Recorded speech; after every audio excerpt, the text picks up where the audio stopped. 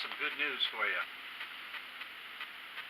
The union membership went up last year. 2017. But I wanted to set the setting for it. On the news, there's all this negative stuff about how the labor unions are losing members, and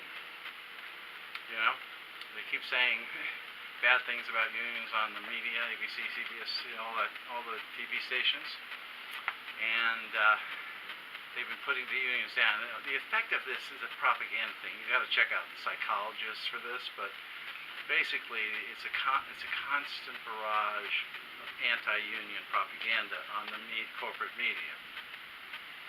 And so you think the unions are so weak and belittled, they have absolutely no power, and they should shut up and go away, the way the Democratic National Committee seems to think. I'll show you some facts on that. Okay, coming up right now. Okay. Now, the good news I told you about at the beginning is 262,000 extra union members joined unions. They joined unions. 260,000 new Americans joined unions. And that's really the first time I've heard of a reversal like that. Back in the 50s, the unions had 30%. And they went down to about 10% now. But who are the 10%? Who are they? She's a girl that refills your coffee cup without asking.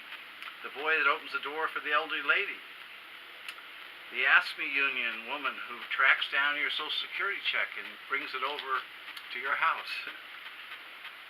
Giant longshoremen who unload boats, and drivers, International Brothers Teamsters, and nurses, our nurses. NNU, electrician, the mailmen are still unionized, the cell phone workers are unionized, airline pilots and our attendants and machinists are all unionized. The people that bring us our food,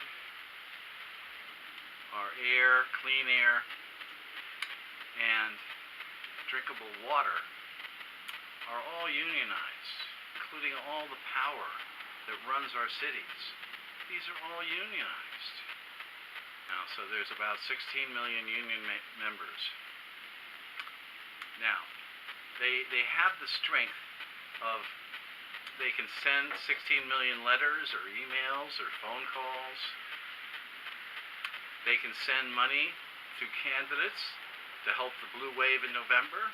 They can send their contributions. And they can also vote.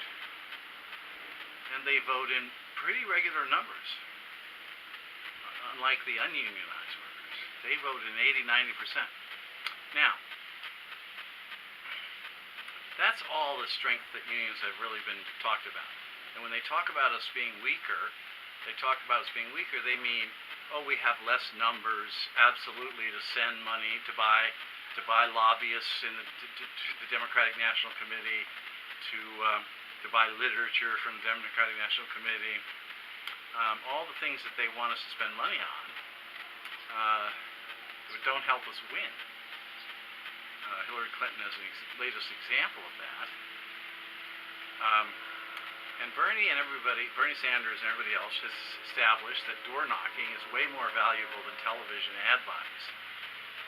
The millennials don't watch television, and yet those are the most expensive ad buys. And the Democratic National Committee forces their candidates to buy television time. All right.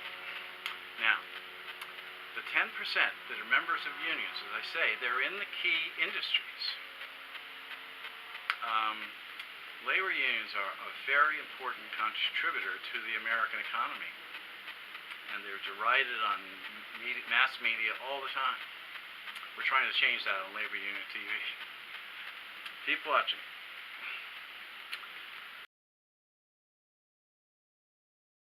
York postal workers voted to go on strike on March 17, 1970, after the U.S. House of Representatives voted to increase its own pay by 41%, while limiting postal workers' wage increase to 5.4%. According to the Office of the U.S. Postal Service Inspector General, over 150,000 workers from 671 locations went on strike. Despite large fines and the fact that federal workers weren't allowed to strike, postal workers wouldn't cross the picket line. President Nixon had members of the military deliver mail in their absence. The strike ended after 2 weeks, and workers got a retroactive wage increase. Congress also passed the Postal Reorganization Act, which allowed collective bargaining and provided the opportunity for workers to reach the top of the pay scale in 8 years.